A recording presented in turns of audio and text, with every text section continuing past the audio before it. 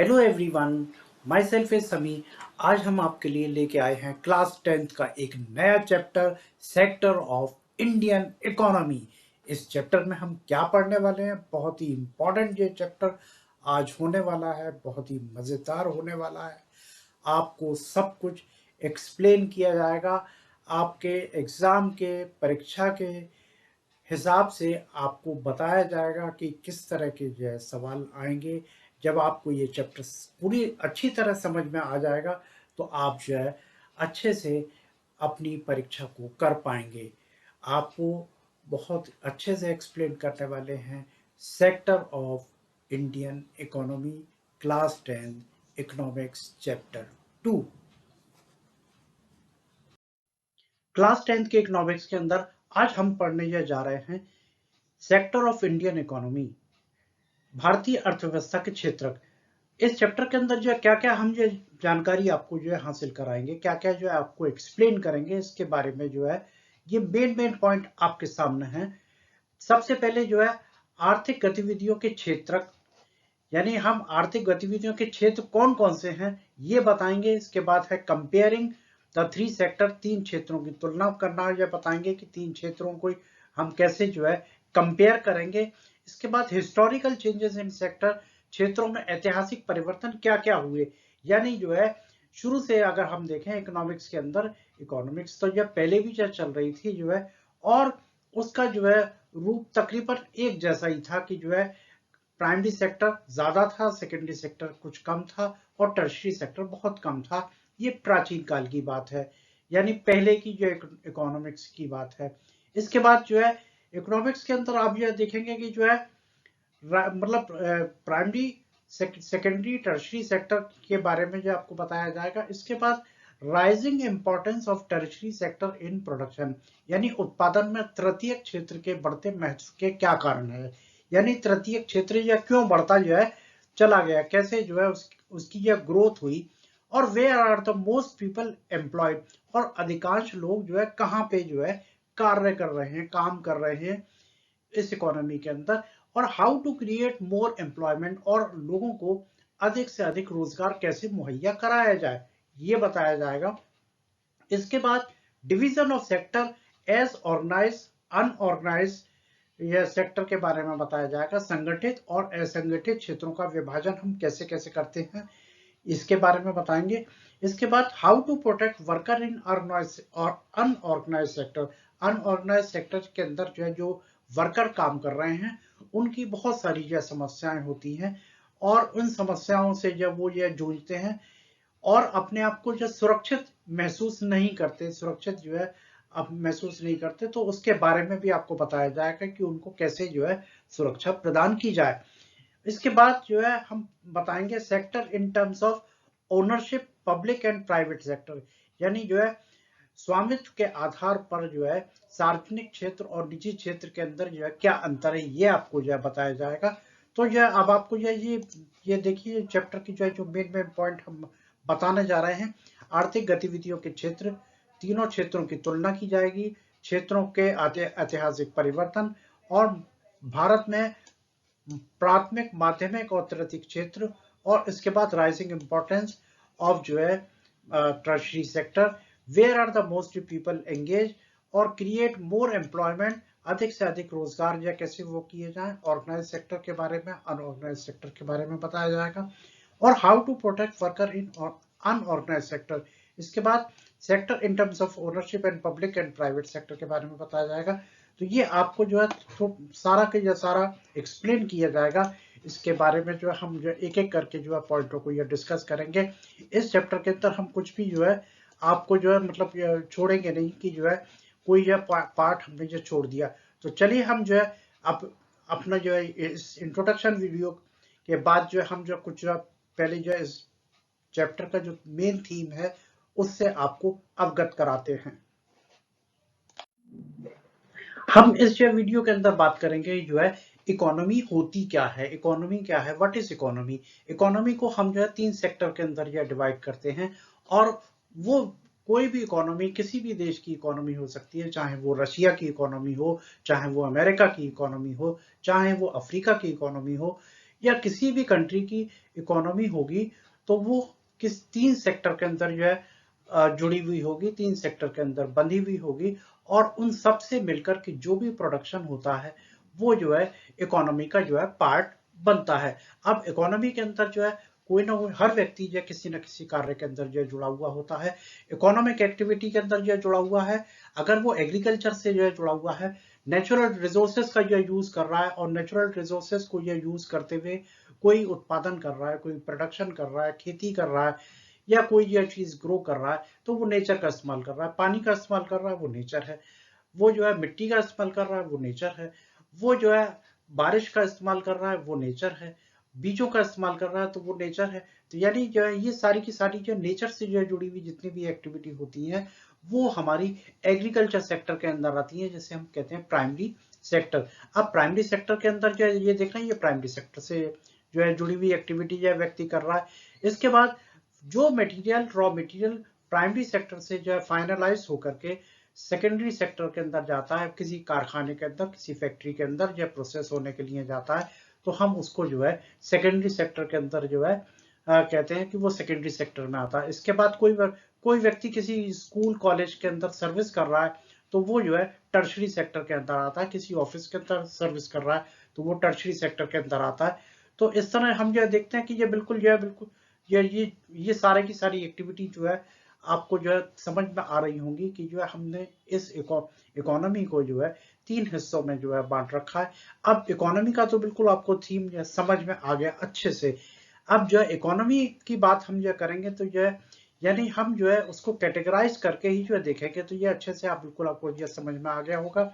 ये इकोनॉमी से जो है हमारा क्या जो है मतलब है, ये थीम आपको जो है क्लियर हो गया होगा। अगली वीडियो के अंदर हम जो कुछ और एक्सप्लेन करते हैं। तो सबसे पहले जो हम ये डिस्क्राइब करते हैं प्राइमरी सेक्टर। प्राइमरी सेक्टर क्या होता है, अभी आपको बताया कि ये प्राकृतिक संसाधनों का सीधे उपयोग करके की जाने वाली गतिविधियां, एक्टिविटी, वो प्राइमरी सेक्टर में आती हैं। इसके अंदर कोई भी यह प्राकृतिक यानी यह संसाधनों का दोहन करके किसी वस्तु का उत्पादन करते हैं। प्राथमिक क्षेत्र की यह गतिविधि कहलाती है। और ये क्यों कहलाती है प्राथमिक क्षेत्र? क्योंकि यहाँ पे अन्य सभी उत्पादों के लिए आधार बनाता है जो हम बाद में बनाते हैं। चूंकि हमें अधिकांश प्राकृतिक उत्पाद कृषि से प्राप्त होते हैं, जैसे डेयरी क्षेत्र है, मत्स्य क्षेत्र है, वानिकी है, इस क्षेत्र में को कृषि और संबंधित क्षेत्र भी कहा जाता है। यानी जो है ये बात बिल्कुल आपको क्लियर हो गई। प्राइमरी सेक्टर के अंदर जो है हम नेचुरल रिसोर्सेज का जो है यूज करते हुए जो है उत्पादन करते हैं, और वो सारा का सारा जो है किसमें आता है, प्राइमरी सेक्टर के अंदर आता है। इसके अंदर ये देखिए डेयरी, मत्स्य पालन, वानिकी, इस क्षेत्र को और कृषि को से संबंधित भी कहा जाता है। इसके अंदर हम प्राकृतिक संसाधनों का जो इस्तेमाल करते हैं। ये जो है इसका देख रहे हैं, ये फाइनल गुड्स जो है इसके अंदर मिल रहा है। ये किसान जो है खेती के बाद जो है फसल काट करके जो है जो हाथ में जो है इसके है, ये इसका जो है फाइनल गुड है। लेकिन ये फाइनल गुड कहाँ जाएगा, सेकेंडरी सेक्टर का ये रॉ मटेरियल बनेगा। तो अभी तक हमारे पास रॉ मटेरियल नहीं था, लेकिन रॉ मटेरियल हमने जो है बनाया, और वो हमें कहां से मिला, प्राइमरी सेक्टर से। तो प्राइमरी सेक्टर बिल्कुल एकदम बिल्कुल क्लियर हो गया, अच्छे से समझ में आ गया। बिल्कुल जो है आपको कोई डाउट हो तो आप बिल्कुल एकदम बताइएगा। तो हम जो नेक्स्ट वीडियो पे चलते हैं। चलिए अब हम बात करते हैं सेकेंडरी सेक्टर की। अब सेकेंडरी सेक्टर के अंदर यह क्या होता है कि सेकेंडरी सेक्टर के अंदर जितनी भी एक्टिविटी होती है वो प्राथमिक क्षेत्र से जो है हम जो है रॉ मटेरियल प्राप्त करते हैं, जो हमें कृषि से जब प्राप्त होता है हम उससे जो है उस सेक्टर के अंदर रिफॉर्म करते हैं, गुड्स को जो बनाते हैं, उनको चीजों को जो बनाते हैं, यानी उनका रूप बदला जाता है, विनिर्माण भी जैसे कहते हैं। आपने जो है वनों से लकड़ियां प्राप्त की, उससे फर्नीचर बनाया, तो कहाँ जाएगा, वो सेकेंडरी सेक्टर में जाएगा, सेकेंडरी सेक्टर में प्रोड्यूस हुआ। आपने जो है खेतों के अंदर जो है अनाज उगाया, दालें उगाई, वो प्रोसेस होने के लिए कहाँ जाएंगी, किसी फैक्ट्री या कारखाने के अंदर जाएंगी, साफ सफाई के लिए, पैकिंग के लिए। और इसके अलावा जो है बहुत सी ऐसी चीजें हैं जो कि रॉ मटेरियल हम जो कृषि से ही जो लेते हैं। अब दूध का ये उत्पादन क्या आपने जो प्राइमरी सेक्टर के अंदर किया, लेकिन वो उस दूध से बहुत सारी जो चीजें जो बनती हैं, पनीर बनता है, घी बनता है, ये सारा कहाँ पे बनता है, ये किसी जो सेकेंडरी सेक्टर के अंदर जो उत्पादन होता है। यानी जो है जो भी उत्पादन किसी जो है प्राइमरी सेक्टर से हो करके जब वो सेकेंडरी सेक्टर पे पहुंचता है, तो वो उत्पादन जो है सेकेंडरी सेक्टर में आता है। और इस तरह के उद्योगों से जो जुड़े हुए उसको जो हम औद्योगिक क्षेत्र भी कहते हैं, जिसे हम इंडस्ट्रियल सेक्टर भी कहते हैं। बिल्कुल, ये देखिए, ये बीच बीच में जो जितने भी ये पॉइंट हैं इनको आप जो है मतलब वो स्क्रीनशॉट लेते जाइए। ये बहुत अच्छे जो है काम है। एक एक नंबर में आने वाले जो है सवालों में से जो ये सवाल हो सकते हैं, तो ये परीक्षा के जो है दृष्टि से भी बहुत ही इम्पोर्टेंट है। तो ये आपको अच्छे से क्लियर हो गया कि जो है सेकेंडरी सेक्टर के अंदर यह है क्या होता है। सेकेंडरी सेक्टर का दूसरा नाम इंडस्ट्रियल सेक्टर भी कहलाता है। बात क्लियर हो गई। चलिए हम नेक्स्ट भी अपने वीडियो पे चलते हैं। इस सेक्टर के अंदर जो हम जब बात करेंगे जो है टर्शरी सेक्टर की, टर्शरी सेक्टर यानी जो है प्राथमिक सेक्टर और सेकेंडरी सेक्टर के अंदर से जो भी जो है प्रोसेस होकर के जो है सामान हुआ, तो ये वो जो है फिर इसके बाद टर्शरी सेक्टर के अंदर जो है आता है। और टर्शरी सेक्टर जो कोई उत्पादन कोई नहीं करता, लेकिन जो है वो प्राथमिक सेक्टर और जो है सेकेंडरी सेक्टर के अंदर उसको हेल्प करता है, उसकी डेवलपमेंट में हेल्प करता है। अब वो कैसे हेल्प करता है वो आप ये समझिएगा। जैसे कि जो है ये आप ये देखना है कि अगर किसी को किसान को जो है लोन चाहिए या पैसा चाहिए, तो वो कहाँ जाएगा? बैंक जाएगा। अगर उसके जो है स्वास्थ्य से जो जुड़ी भी या कोई भी समस्या है, तो वो कहाँ जाएगा? किसी जो हॉस्पिटल या डिस्पेंसरी में जाएगा। या किसी जो है ऑफिस से जो उसका या कोई ये रिलेशन है, तो वो कहाँ जो है जाएगा? वो ऑफिस के अंदर जो है जाएगा। जो किसान ने जो है अनाज उगाया अपने खेत में, अब वो अनाज खुद चल करके तो जो जाएगा नहीं, वो किसी जो है ट्रक वाले को जो है हायर करेगा, और ट्रक वाला जो है उस रॉ मटेरियल को जो है सेकेंडरी सेक्टर तक पहुंचाएगा। तो सेकेंडरी सेक्टर तक पहुंचाने में जो कौन मदद कर रहा है? टर्शरी सेक्टर जो मदद कर रहा है। अब जो किसानों को जो लोन देने में कौन मदद कर रहा है? टर्शरी सेक्टर कर रहा है। अगर कोई जो है किसानों से जो जुड़ी हुई या किसी भी जो विवाद से जो जुड़ी हुई जो समस्या होती है, तो उसका निदान कौन कर रहा है? ऑफिस से जो जुड़ी हुई है जितनी भी समस्या है वो जो है कर रहा है। तो यानी जो है ये जो आपको बिल्कुल क्लियर हो गया होगा कि ऐसी गतिविधियां जो प्राथमिक और माध्यमिक क्षेत्रों के विकास में मदद करती हैं। अब ये बात बिल्कुल क्लियर हो रही है। हम 2 सेक्टर पहले पढ़ चुके, अब जो ये तीसरा सेक्टर है टर्शरी सेक्टर, जो कि किसी उत्पादन को तो नहीं करता, लेकिन उत्पादन के प्रक्रिया को जो है एक सहायता प्रदान करता है। इसको हम टर्शरी सेक्टर कहते हैं। अगर कोई टीचर स्कूल में जो है टीचिंग कर रहा है, तो ये क्या कर रहा है? यानी ये शिक्षित करने का कार्य कर रहा है, तो ये क्या है? टर्शरी सेक्टर है। बैंक के अंदर कोई एम्प्लॉय काम कर रहा है, तो वो कहाँ है? टर्शरी सेक्टर में। हेल्थ सेक्टर में डॉक्टर्स, नर्सेस, पैरामेडिकल और स्टाफ, ये सब क्या काम कर रहे हैं? ये टर्शरी सेक्टर के अंदर काम कर रहे हैं, यानी सेवाएं प्रदान कर रहे हैं। अगर आपको कोई मोबाइल या रिचार्ज कराना है, तो आप यह क्या करेंगे? किसी मोबाइल कंपनी को फोन करके जो है वो करेंगे, और जो उसको रिचार्ज के लिए का जो ऑप्शन है वो उसको जो है वो करेंगे। तो ये सब कहाँ आ रहा है? सेवा प्रदान कर रहे हैं। अगर इलेक्ट्रिसिटी आपके घरों में आ रही है, तो इलेक्ट्रिसिटी जो डिपार्टमेंट क्या है? टर्शरी सेक्टर में। पानी आपके घरों में आ रहा है, वो कहाँ आ रहा है? वो भी किस वजह से आ रहा है? टर्शरी सेक्टर की वजह से आ रहा है। तो ये सारी सेवाएं ये टर्शरी सेक्टर के अंदर आती है। बिल्कुल आपको टर्शरी सेक्टर का यह थीम बिल्कुल क्लियर हो गया होगा। तो ये अब आप जो है हम अगले उसके अंदर जो चलेंगे, तीनों सेक्टर आपको अच्छे से समझ में आ गए होंगे। Primary sector number 1, secondary sector number 2 और नंबर 3 टर्शरी सेक्टर। तो ये 3 सेक्टर की बात हो रही है, और 3 सेक्टर को अच्छी तरह से यह कर लीजिए। ये बहुत ही इंपॉर्टेंट है। चलिए हम अगले नेक्स्ट वीडियो पे चलते हैं। पिछले वीडियो के अंदर आपने यह देखा प्राइमरी सेक्टर के बारे में, सेकेंडरी सेक्टर के बारे में, टर्शरी सेक्टर के बारे में, जो भी एक्टिविटी हो रही है, जो भी गतिविधियां हो रही हैं, वो हमने अलग अलग कैटेगराइज कर दिया। और हर इकोनॉमी के अंदर तीनों तरह की एक्टिविटी, तीनों कैटेगरी की एक्टिविटी, तीनों सेक्टर के अंदर इकोनॉमिक्स एक्टिविटी होती हैं। अब जो है बात होती है कि क्या ये इनका आपस में रिलेशन क्या है, इनका जो है संबंध क्या है, ये निर्भर है या नहीं है, या जुड़े हुए हैं या नहीं जुड़े हुए। तो ये तीनों सेक्टर जो है आपस में जो जुड़े हुए हैं। अब प्राइमरी सेक्टर जो है से जो रॉ मटेरियल मिल रहा है वो सेकेंडरी सेक्टर में जो पहुंचा, ये देखना है, ये सेकेंडरी सेक्टर के अंदर पहुंच रहा है। इसके बाद उसी जो है मटेरियल को जो है पहुंचाने में जो कौन हेल्प कर रहा है? टर्शरी सेक्टर कर रहा है। इसके बाद जो है टर्शरी सेक्टर ये क्या कर रहा है? सेवाएं प्रदान कर रहा है। तो इस तरह ये टर्शरी सेक्टर प्राइमरी सेक्टर और सेकेंडरी सेक्टर को यह हेल्प कर रहा है। तो अगर यह टर्शरी सेक्टर नहीं हो, तो कैसे संभव होगा कि हम जो है एक जगह से दूसरी जगह माल पहुंचाएं? और वो जब माल पहुंचेगा नहीं, तो सेकेंडरी सेक्टर भी जो है बैठा रहेगा इंतजार में। तो ये बात आपको क्लियर हो गई। ये अलग अलग आइकन है, ये देखना, ये प्राइमरी सेक्टर से जो है जुड़ा हुआ आइकन, ये आपको जो है ये सर्विसेज टर्शियरी सेक्टर, और जो है ये वाला जो है सेकेंडरी सेक्टर। बात क्लियर एकदम? तो अच्छे से समझ में आ गया, बहुत अच्छे से जो नोट कीजिएगा, बहुत काम आने वाला जो चैप्टर है।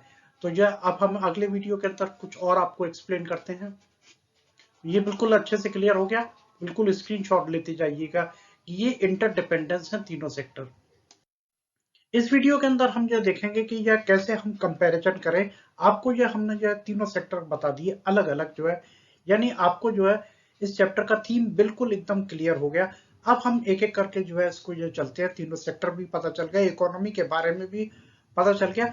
अब हम इनको जो है क्या कर रहे हैं, इनको हम कंपेयर कर रहे हैं, यानी तीनों सेक्टर को कंपेयर कर रहे हैं। और कंपेयर क्यों कर रहे हैं हमें, क्योंकि जो है इनकी जो है गणना करनी है हर, और उनका गणना करने के बाद ही हम किसी इकोनॉमी को जो है देखते हैं कि कौन सी इकोनॉमी किस कैटेगरी के अंदर है, डेवलप इकोनॉमी है, अंडर डेवलप इकोनॉमी है, या डेवलपिंग इकोनॉमी है। ये है इकोनॉमी हम जो है जानने के लिए कंपेयर करते हैं, और कंपेयर करने के बाद किसी भी देश की इकोनॉमी जो है बहुत जरूरी होती है।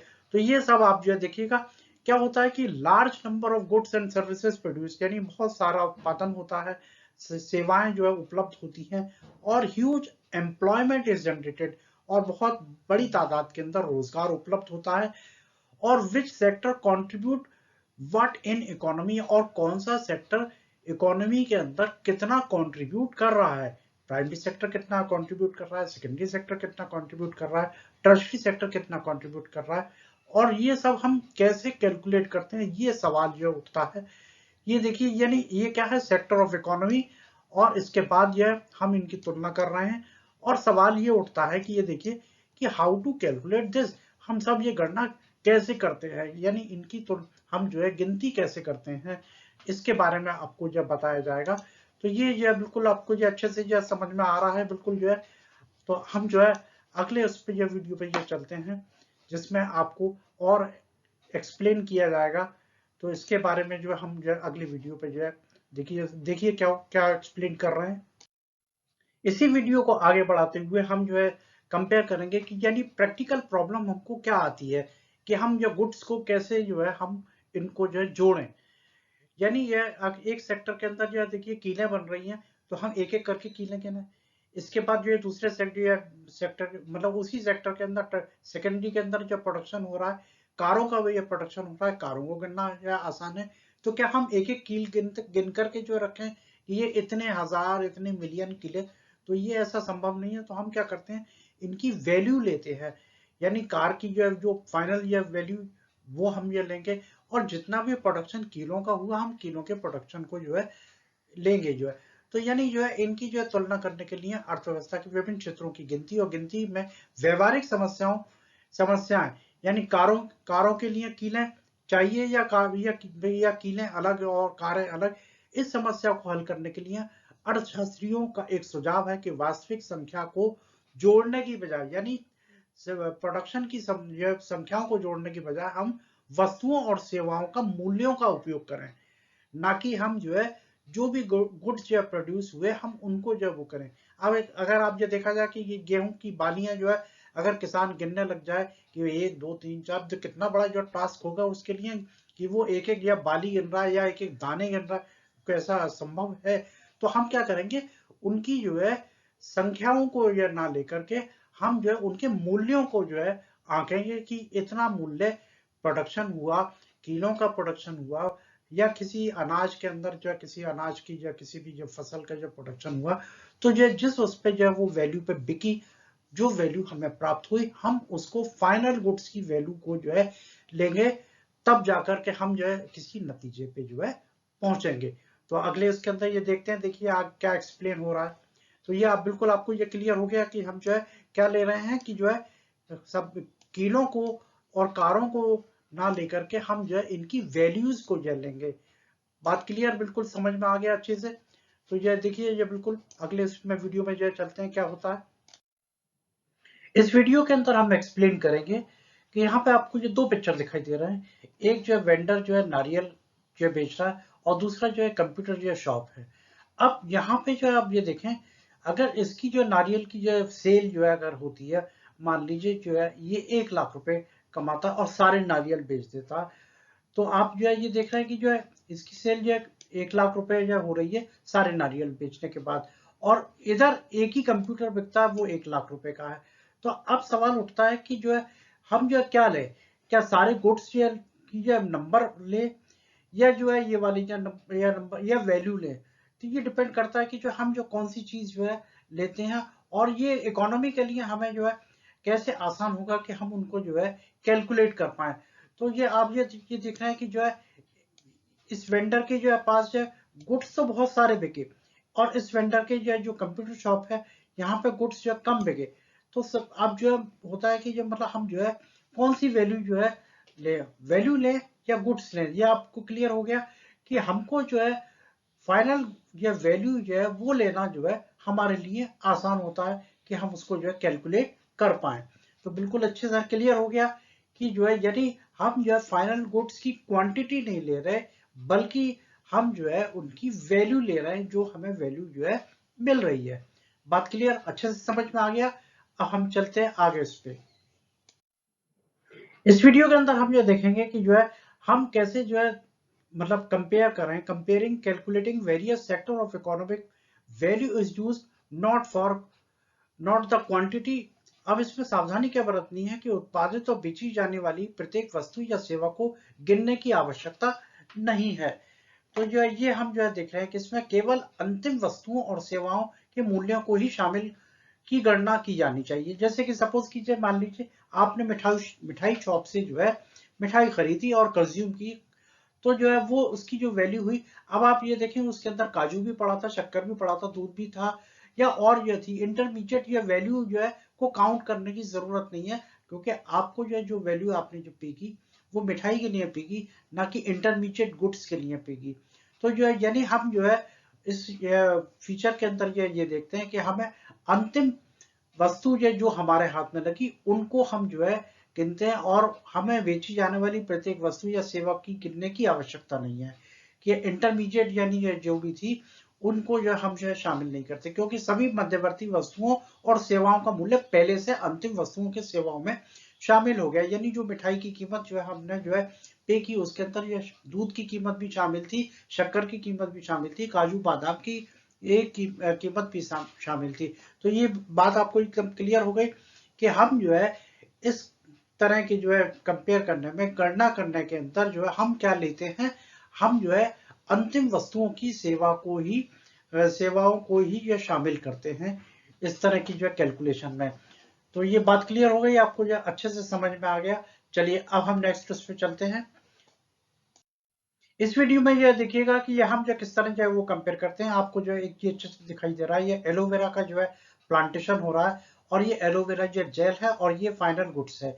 अब ये सेक्टर ए के अंदर यानी जो है एग्रीकल्चर सेक्टर है, वहां पे जो प्रोडक्शन हुआ, एलोवेरा की कीमत जो है 50 रुपए जो है वो की गई, और 50 रुपए का जो है उसकी वैल्यू से जो है वो जो है बी के अंदर आया।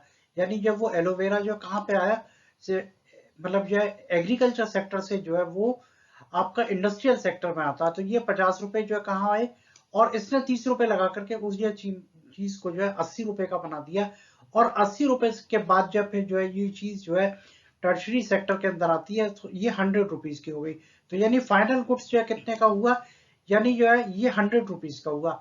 तो अब इसके अंदर जो है हम जो है ये अगर जो है ये दो ऑप्शन है, 50, 80, 100, और ये मिलके बनते हैं 230। इससे तो ये लगता है कि जो है हमारी इकोनॉमी बहुत जो ग्रो कर रही है, बहुत जो है फायदेमंद हो रही है। लेकिन एक्चुअल में क्या है कि जो है जो एग्रीकल्चर सेक्टर से जो है प्लांटेशन हुई, और उसमें जो है एलोवेरा हमें जो प्राप्त हुआ, वो एलोवेरा जो है फैक्ट्री के अंदर जो प्रोसेस होने के लिए गया, वहां पे जो है मतलब किसी भी कॉस्मेटिक फैक्ट्री ने उसको जो है जेल के अंदर तब्दील किया, और उसके अंदर उसने कितने लगाए, 30 रुपए लगाए। और इसके बाद जो उसने अगले या सेक्टर पे गई, तो उसको जब 20 रुपए और लेकर के जो है वो फाइनल गुड्स जो है, यानी जो भी व्यक्ति जो है कंज्यूम करने के लिए, आप भी हो सकते हैं, कोई भी हो सकता है, उनको जो है ये गुड्स जो है मिला।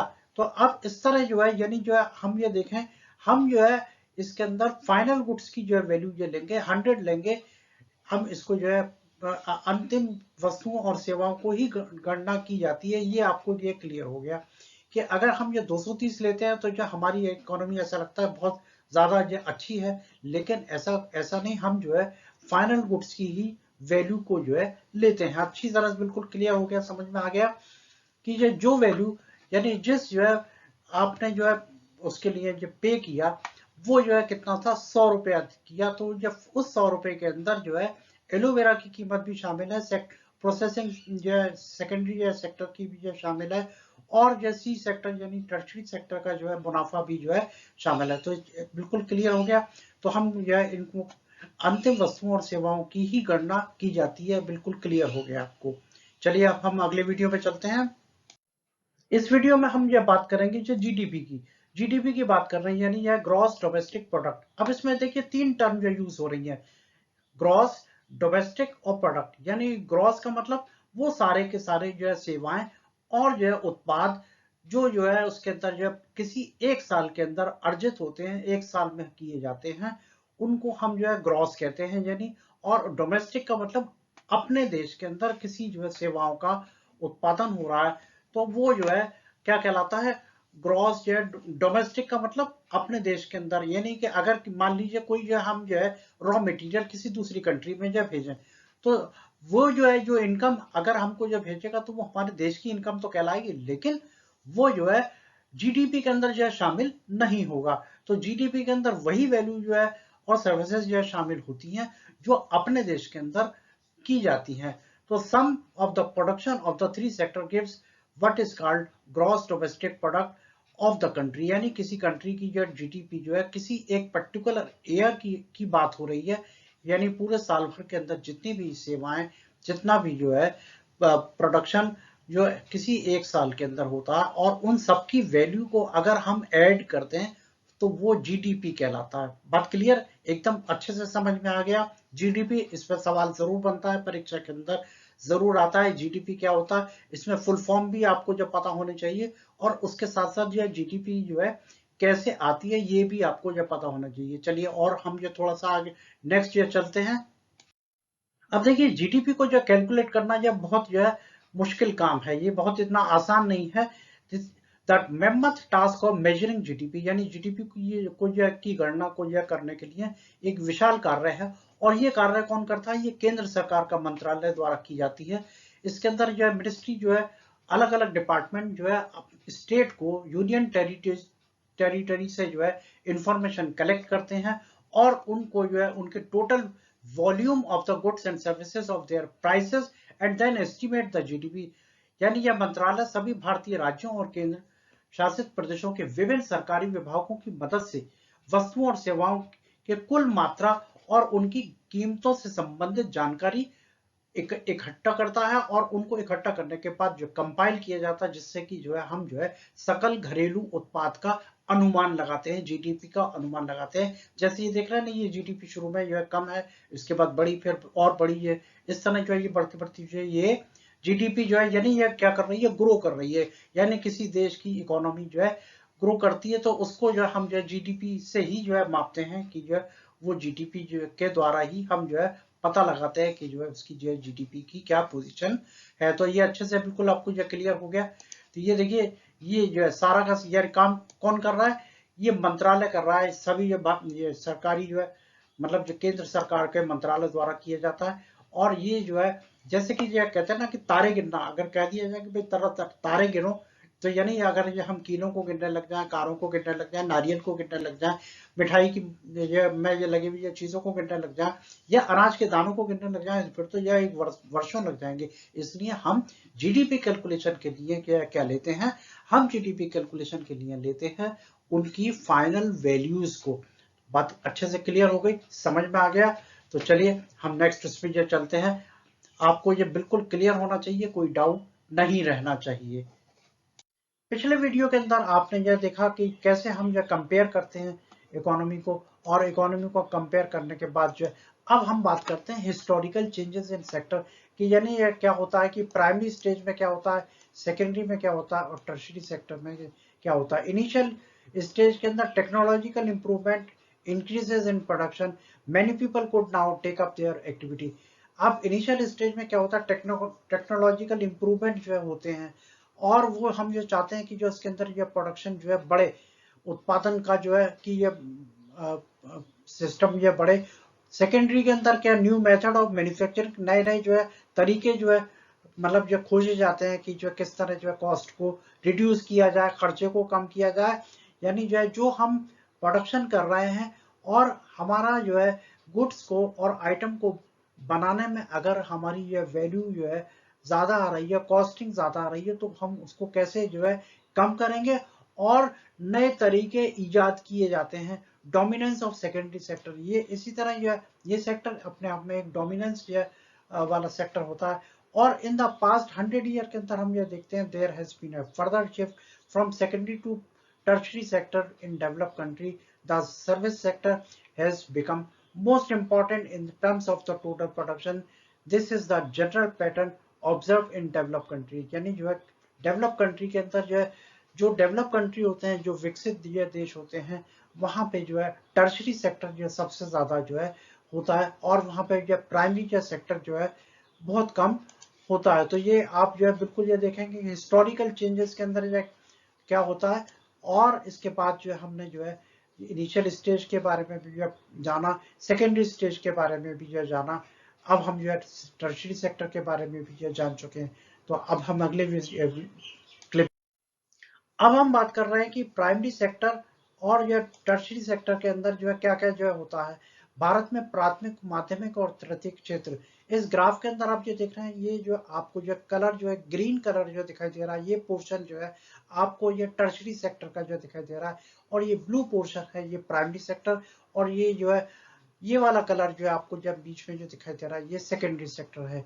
तो ग्राफ की यह सहायता से ही हम जो है प्राइमरी सेक्टर और टर्शरी सेक्टर को जो है जान पाते हैं, समझ पाते हैं, ताकि जो है और उसी बेस पे हम एनालाइज करते हैं reason behind the rising importance of tertiary sector in production, और किस किस तरह ये के रीजन होते हैं कि ये rising of importance of tertiary sector के क्या क्या जो है रीजन होते हैं, क्या क्या जो है होते हैं। तो ये इसके अंदर ये देख रहे हैं ग्राफ के अंदर ये वॉल्यूम ये रुपीज के जो करोड़ में ये दिया हुआ है, और ये प्रोडक्शन जो है किसी ये पर्टिकुलर इसके अंदर जो है 73 से 74 है, और ये इसके बाद जो है ये आपको जो है आप दूसरा ये दिखाई दे रहा है। तो ये कंपेयरिंग करने में जो है बहुत हेल्प करते हैं। हमारे पास जो है ये ग्राफिकल प्रेजेंटेशन जो है बहुत इंपॉर्टेंट होती है। तो अच्छे से आप बिल्कुल आपको समझ में आ गया होगा कि जो है यानी किसी विकसित देश के लिए कौन सा सेक्टर जो है जरूरी है। जहाँ पे विकसित जो देश होगा वहाँ पे जो है टर्शरी सेक्टर जो है बहुत ज्यादा होता है, और उसकी वैल्यूएशन जो है बहुत ज्यादा होती है। अब हम बात करेंगे reason behind the rising importance of tertiary sector in production. Some services are basic, जैसे कि जब हॉस्पिटल है, एजुकेशनल इंस्टीट्यूट है, पोस्ट एंड टेलीग्राफ सर्विसेज वगैरह हैं, पुलिस स्टेशन है, कोर्ट है, विलेज है, एडमिनिस्ट्रेटिव ऑफिस है, म्यूनिसिपल कॉर्पोरेशन और डिफेंस और ट्रांसपोर्ट वगैरह है। ये सारे के सारे ये रीजन है कि जिसकी वजह से जो है हमको जो है इसकी जो इम्पोर्टेंस जो है टर्शरी सेक्टर की जो है पता चलती है, राइजिंग बिहाइंड। इसके बाद जो सेकंड है development of agriculture and industry leads to development of services such as transport, trade, storage, like as we have already seen in greater the development of the primary and secondary sector, more would be the demand of the जो है such services. As income level rises, certain section of people start demanding many more services like eating out, tourism, shopping, private hospital, professional training, etc. You can also see the change of the quite sharply in cities, specially in big city. अब आपने ये देखा होगा over the ये बहुत सारे जो शहरों के अंदर क्या होता है कि ये वाली ये खेतों का जो ये काम आपको यह नहीं दिखाई देगा, लेकिन सर्विसेज का काम बहुत ज्यादा होता है, बैंक ज्यादा होते हैं, हॉस्पिटल ज्यादा होते हैं, ऑफिस ज्यादा होते हैं। तो जो ये क्या है कि अब ये शिफ्टिंग जो चल रही है कि जो है कैसे जो है प्राइमरी सेक्टर से जो है सेकेंडरी सेक्टर के अंदर जो है तब्दील हो रही है इकोनॉमी, और ये इकोनॉमी जो है तब्दील होने का जो है रीजन ही जो है होता है कि हम कैसे जो है ग्रो कर रही है हमारी इकोनॉमी। और disparity in growth of the service sector, इस तरह जो है कम्युनिकेशन टेक्नोलॉजी है become more important and essential. The production of these services has been rising rapidly, ये बहुत ये तेजी से जो है बढ़ रही हैं आजकल जो है। तो ये आपको ये बिल्कुल क्लियर हो गया होगा कि ये सारे के सारी जो ये रीजन है जो हमारे जो है उसको जब बढ़ाते हैं कि जो है हम टर्शरी सेक्टर के अंदर जो कैसे जो है उनको जो है बढ़ाते हैं। बिल्कुल आपको क्लियर हो गया होगा, आपको अच्छे से समझ में आ गया होगा। तो ये उत्पादन में तृतीयक क्षेत्र के बढ़ते महत्व के कारण जो है ये आपको ये हिंदी इसका जो वो दिया हुआ रीजन। कुछ सेवाएं बुनियादी अस्पताल, शैक्षणिक संस्थान, पोस्ट और टेलीग्राफ सेवाएं, पुलिस स्टेशन आदि, ये सारे के सारे जो है ये रीजन जो है इसको जो टर्शरी सेक्टर को जो बढ़ाने में जो है योगदान देते हैं। अब जो है सवाल उठता है कि जो है सबसे ज्यादा जो है लोग कहाँ जो है कार्यरत हैं। तो ये इसके अंदर एक ये ग्राफिकल रिप्रेजेंटेशन के अंदर आप देख रहे हैं, ये ग्राफ 2 जो है आपको जो नजर आ रहा होगा। ग्राफ 2 के अंदर ये 73 से लेकर के 2003 तक का जो है आपको ये दिखाई दे रहा है। इसके बाद जो है ये सेकेंडरी है, आप ये देख रहे हैं ना, ये पोर्शन जो है आपको जो है टर्शरी सेक्टर का जो है नजर आ रहा है, वो आपको बिल्कुल क्लियर ये दिखाई दे रहा होगा। ये वाला जो पोर्शन है ये टर्शरी सेक्टर का, ये हमारा जो है ना ये इसका जो है ये विड्थ जो बढ़ जाती है। और यहाँ पे जो है आप ये देख रहे हैं कि ये यहाँ पे जो प्राइमरी सेक्टर जो है ज्यादा है और टर्शरी सेक्टर कम है।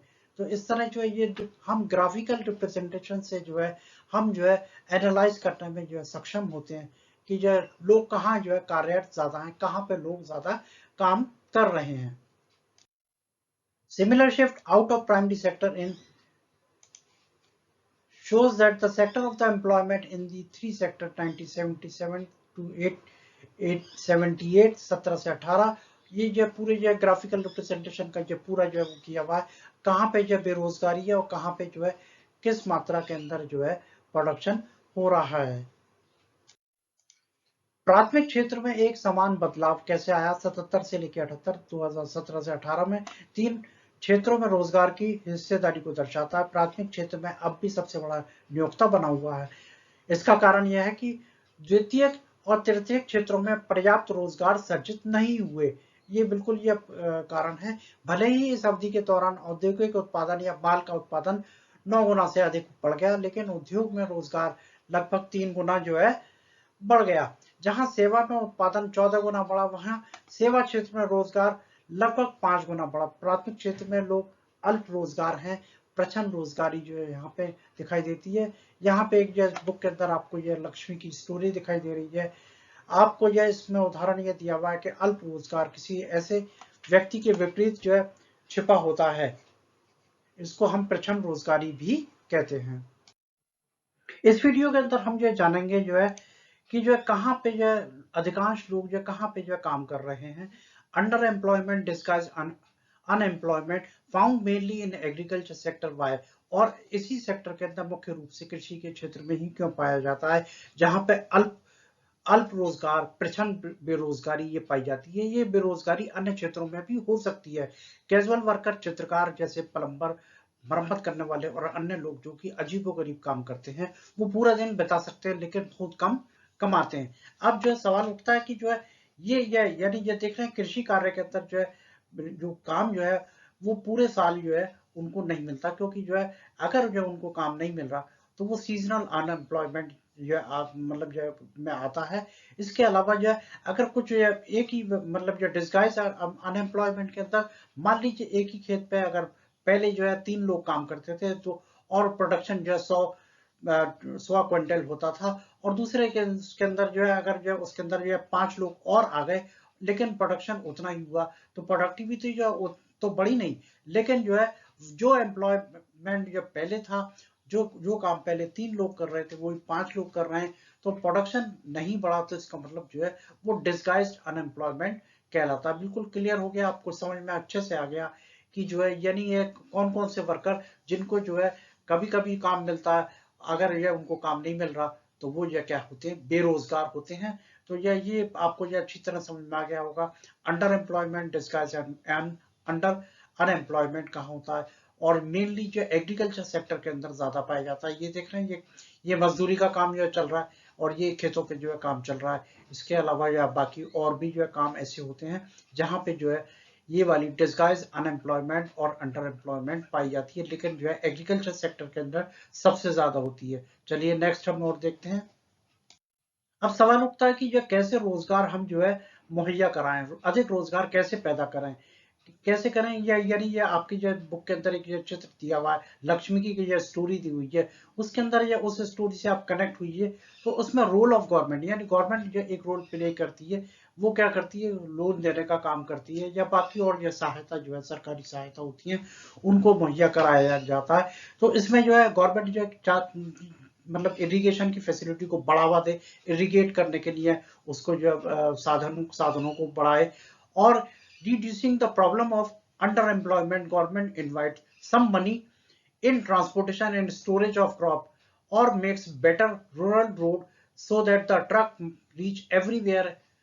Several farmers like Lakshmi, who now have access to water, can continue to grow and sell these crop. यानी जो है रोजगार कैसे जब मुहैया कराए सरकार जो है, यानी जो है ट्रांसपोर्टेशन की सेवाओं को जो है ठीक करे, और साथ में जो सड़कों की मरम्मत है, सड़कों का बनाना है, ये अगर किया जाए तो जो है वहां से जो है ग्रामीण सड़कों का निर्माण, जिससे ये मिनी ट्रक जो है वहां पे पहुंच जाए, और लक्ष्मी जैसे कई किसान जिनके पास अब तक पानी नहीं पहुंच पाया, फसलों को उगाना और बेचना जो है जारी रख सकते हैं। तो बात क्लियर हो गई आपको जो है कि हम कैसे रोजगार को बढ़ा सकते हैं, और वो कौन से सेक्टर में, एग्रीकल्चर सेक्टर के अंदर जो है रोजगार को हम कैसे बढ़ाएं।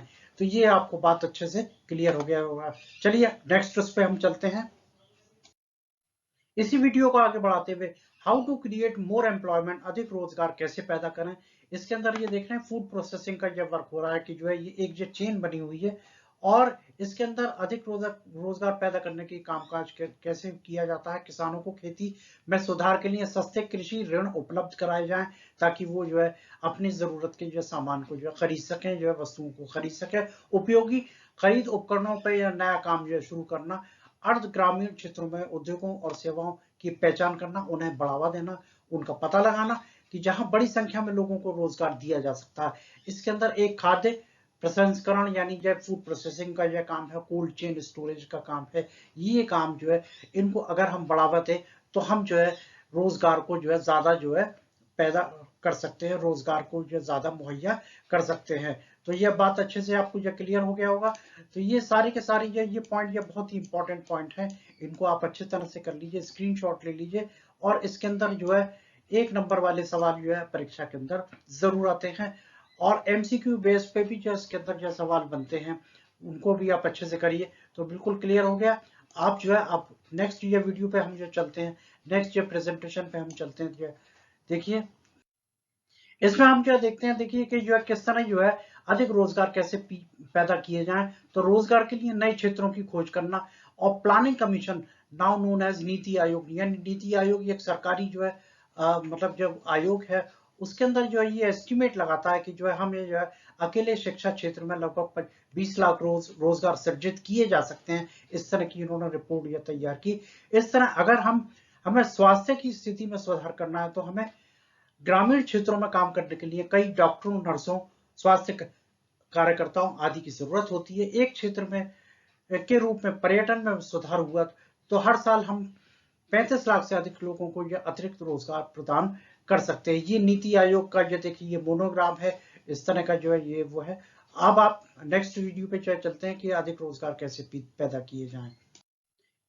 इसी वीडियो को आगे बढ़ाते हुए हम यह देखते हैं कि जो है अधिक रोजगार कैसे पैदा किए जाएं।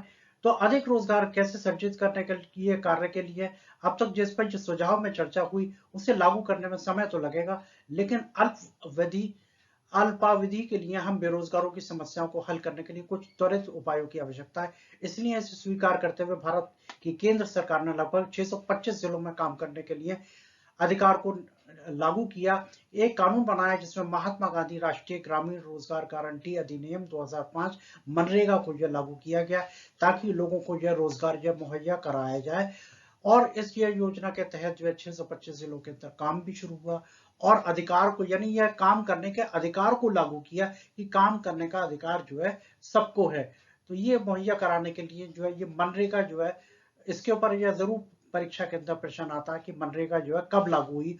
2005 में से बिल्कुल लिखेगा। और महात्मा गांधी राष्ट्रीय ग्रामीण रोजगार गारंटी कहलाती है। ग्रामीण मतलब ये गांव के लिए ही ये इस योजना का जो है विकास किया गया, इसको जब बनाया गया, इसको जब संचालित किया गया। तो अच्छे से आपको जब बिल्कुल क्लियर हो गया, तो ये कहलाती है जब महात्मा गांधी जो है, ये वाली जो बिल्कुल इनको जो स्क्रीनशॉट ले लीजिए और आपको अच्छे से जो समझ में आएगा जो है। तो अब जो हम नेक्स्ट ये वीडियो पे चलते हैं। नेक्स्ट वीडियो के अंदर भी कुछ हम और नया बताएंगे।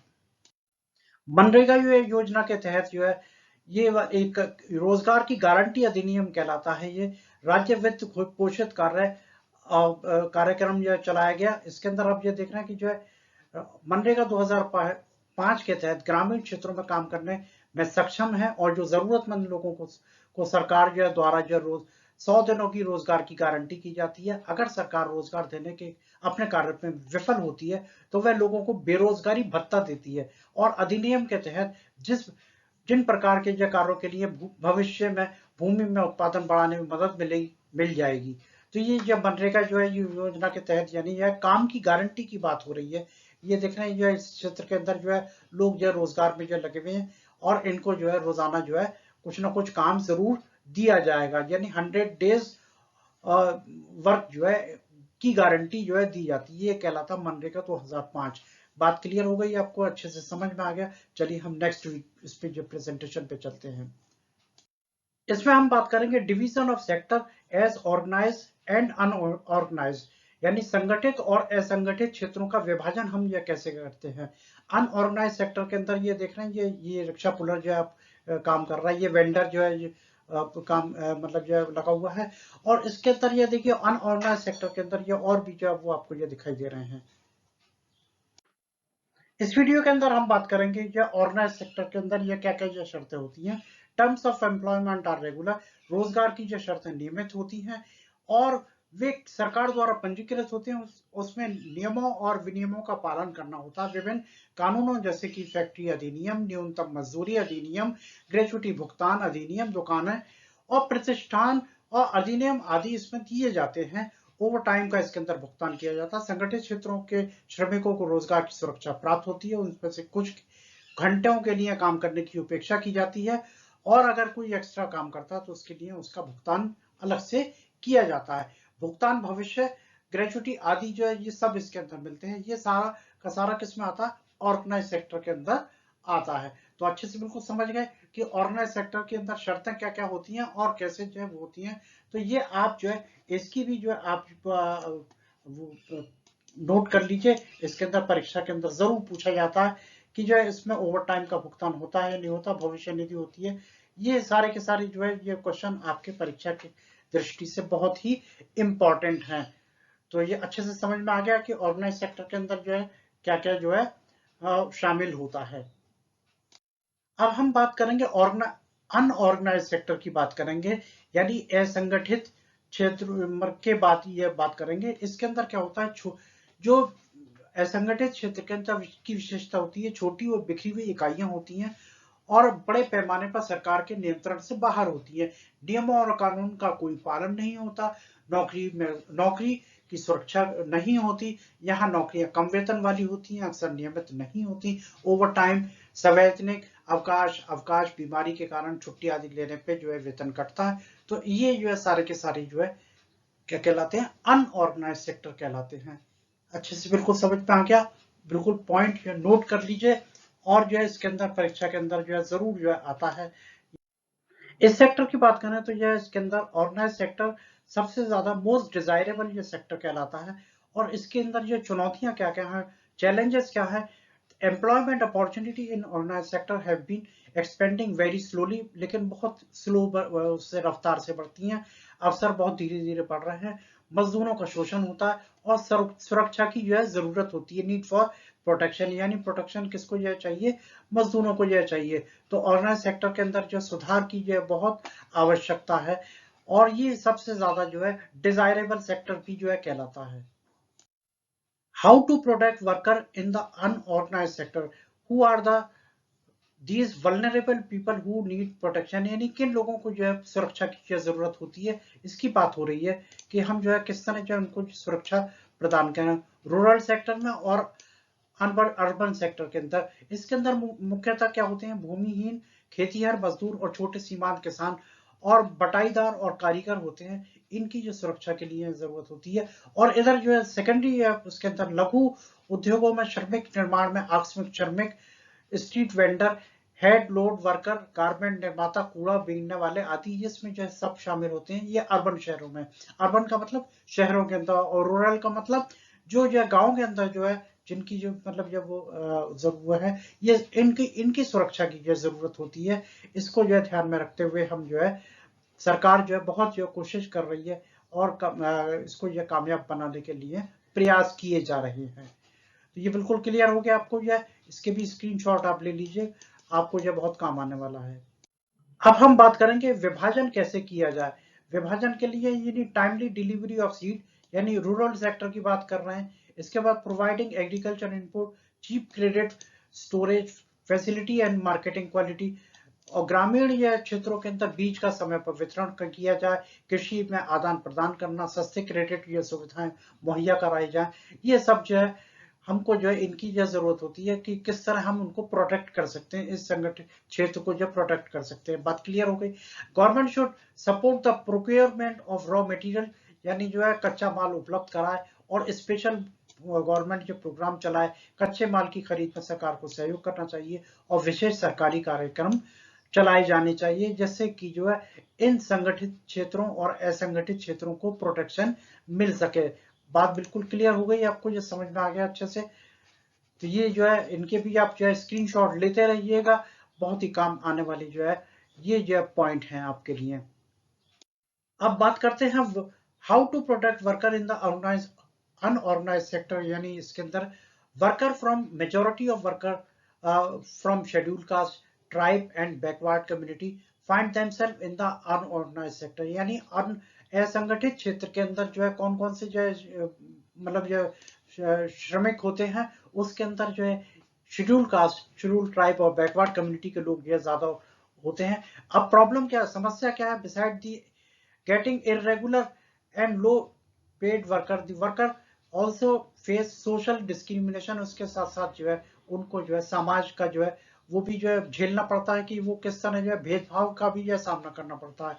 इस प्रकार असंगठित क्षेत्र के श्रमिकों को संरक्षण और समर्थन, आर्थिक और सामाजिक विकास दोनों के लिए आवश्यक है कि हम जो है इनका जो है प्रोटेक्शन जो है करें। तो बिल्कुल ये आपको ये क्लियर हो गया कि जो हम जो किस तरह जो है इनका जो वो करें कि जो है हमको जो यानी protection and support the unorganise sector इसलिए जरूरी है कि हम इन क्षेत्रों को जो है प्रोटेक्शन जो प्रदान करें, ताकि जो इकोनॉमिक और सोशल डेवलपमेंट जो है कंट्री का हो पाए। बात अच्छे से बिल्कुल समझ में आ गई। चलिए हम नेक्स्ट उस पर जो है चलते हैं। इस क्षेत्र के अंदर अब ये देखना है कि जो ईंट भट्टे पे काम करने वाला ये श्रमिक जो आपको ईंटें पे बना रहा है। दूसरा जो है ये इंडिविजुअल जो है आपको जो नजर आ रहा है, जिसके अंदर जो है आपको जो है ये देख रहे हैं। और ये देखिए ये चित्र के द्वारा आपको जो क्लियर हो रहा है कि हमें जो है किस तरह के जो है असंगठित जो क्षेत्रों के अंदर जो है प्रोटेक्शन की जरूरत है, क्योंकि ये इनके जो वेजेस है, इनकी जो वो प्रोटेक्शन है, जॉब सिक्योरिटी है, वो बिल्कुल नहीं होती। इसलिए इनको सपोर्ट करने की जरूरत है ताकि हमारी इकोनॉमी का जो है विकास हो सके। चलिए हम नेक्स्ट वीडियो में चलते हैं। ओनरशिप के आधार पर हम जो है सेक्टर को दो हिस्सों में जो बांटते हैं, पब्लिक सेक्टर यानी, और जो है दूसरा निजी क्षेत्र यानी प्राइवेट सेक्टर जो है। ओनरशिप के आधार पर यानी जो है कौन इसका जो मालिक है इस सेक्टर का जो है, इसके ऊपर ये विभाजन की बात हो रही है। तो इसमें जो हम जो इसको ये दो हिस्सों में हमने जो बांट रखा, पब्लिक सेक्टर और प्राइवेट सेक्टर। अच्छे से बिल्कुल समझ में आ गया। चलिए नेक्स्ट उस पर चलते हैं, हम इसी को एक्सप्लेन करते हैं आगे। अब देखिए पब्लिक सेक्टर के अंदर जो कौन कौन से काम होते हैं कि जैसे कि जो है इस सेक्टर के अंदर जो सबसे पहले जो का जो उदाहरण आपको ये दिख रहा है, रेलवे का उदाहरण आपको ये दिखाई दे रहा है। और प्राइवेट सेक्टर के अंदर ये देख रहे हैं, ये रिलायंस का जो है आप ये दिख रहे हैं, ये प्राइवेट कंपनी है, ये गवर्नमेंट कंपनी है। तो जो गवर्नमेंट कंपनी है वो क्या कहलाती है, पब्लिक जो है ओनरशिप कहलाती है, और ये प्राइवेट ओनरशिप कहलाती है। और service motive versus profit motive, यानी जो है हमें जो है सेवा प्रदान करनी है या जो है पैसा कमाना है, यानी प्रॉफिट कमाना है। ये जो है ये पॉइंट बिल्कुल जो है अच्छे से जो याद रखिए कि जो है यानी जो प्राइवेट जो है ओनरशिप वाले होते हैं उनका मोटिव क्या होता है, मुनाफा कमाना। और जो सर्विस ये मोटिव क्या होता है गवर्नमेंट का, कि ये लोगों को जो सेवा प्रदान करना। तो अच्छे से बिल्कुल समझ में आ गया ना, बिल्कुल क्लियर है कि यानी ओनरशिप के आधार पर हमने जो है सेक्टर को जब बांट रखा है, उसमें क्या क्या जो है इसके उदाहरण है। चलिए हम जो नेक्स्ट इस पे जो चलते हैं। बिल्कुल आपको जो अच्छे से समझ में आ गया कि सर्विस मोटिव और प्रॉफिट मोटिव क्या होता है और ओनरशिप के आधार पर जो उदाहरण कौन से हैं। अब बात होती है कि जो है यानी पब्लिक सेक्टर और इसका मोटिव क्या होता है, सर्विस मोटिव होता है, यानी सेवा प्रदान करना होता है। Modern day government spend on a whole range of activity. What are these activity, ये कौन कौन सी एक्टिविटी हैं जिन पे जो सरकार जो खर्च करती है। Why do government spend on such activity. सार्वजनिक क्षेत्र और का उद्देश्य क्या है, सेवा उद्देश्य। आधुनिक दिन में सरकारें गतिविधियों की एक पूरी श्रृंखला पर खर्च करती है। और ये गतिविधियां क्या है, सरकार ऐसी गतिविधियों पर खर्च क्यों करती है। सवाल ये उठता है कि भाई सरकार इतना बड़ा जो ह्यूज अमाउंट क्यों खर्च करती है। वो उसका मोटिव क्या होता है कि सेवा प्रदान करना, लोगों को जो है सुविधा प्रदान करना, ये जो है मोटिव होता है।